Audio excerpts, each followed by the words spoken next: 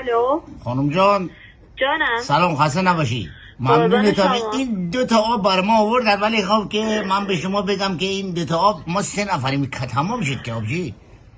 دوباره بفرستم. آره این 3 نفریم. الان این گوشی این بنده خودم میخواد یه درخواستی داره با شما صحبت کنه. الو سلام علیکم خانم. سلام. حالتون خوبه؟ سلامته؟ چیکار میکنی؟ سلام.